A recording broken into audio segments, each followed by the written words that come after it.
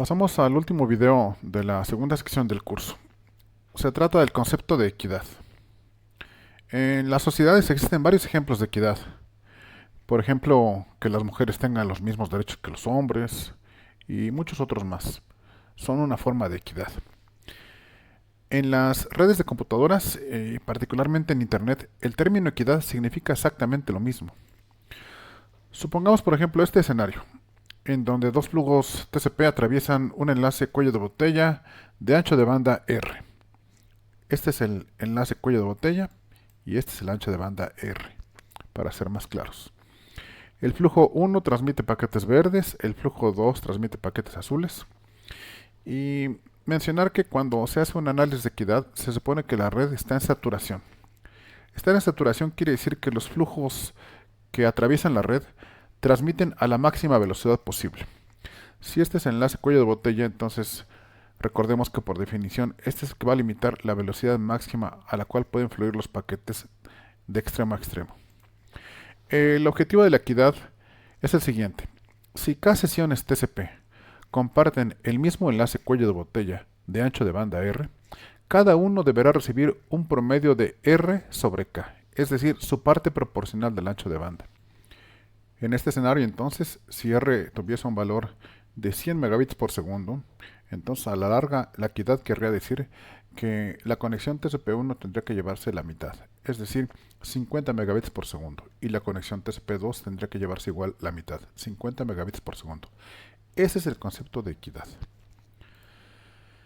Pondremos un ejemplo entonces. Suponga que dos conexiones TCP y una transmisión UDP atraviesan un enlace cuello de botella de velocidad R bits por segundo. Las conexiones TCP deben enviar cada una un archivo enorme en la misma dirección sobre el enlace cuello de botella.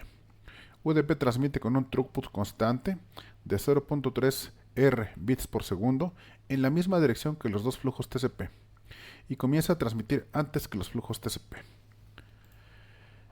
Pregunta A. ¿Cuál es el throughput promedio que TCP daría a cada conexión? Y nos piden explicar. Pregunta B. ¿Cuál es el throughput promedio que alcanzaría el flujo UDP? Y nos piden explicar. Bien, sabemos que TCP implementa control de flujo y sobre todo control de congestión. El control de congestión es el mecanismo que permite esperar que los flujos compartan un enlace de manera equitativa. Sin embargo, el protocolo UDP no implementa ningún mecanismo de control de flujo y mucho menos de control de congestión. Recordemos que UDP solamente es una extensión del protocolo IP que permite multiplexión y demultiplexión y en su caso checksum. Entonces, ¿cuál es el throughput promedio que TCP daría a cada conexión en este escenario? Si UDP transmite con un throughput constante del 30% del ancho de banda, entonces le deja 70% restante a los otros dos flujos TCP. 70% dividido entre 2 serían 35% para cada flujo TCP. Es la explicación que pongo aquí. Cada flujo TCP recibiría en promedio 0.35 R bits por segundo, ya que UDP consumiría el otro 30% restante del ancho de banda. UDP no va a hacer nada por regular su velocidad de transmisión. En la pregunta B, ¿cuál es el throughput promedio que alcanzaría el flujo UDP? UDP transmite a un throughput constante todo el tiempo.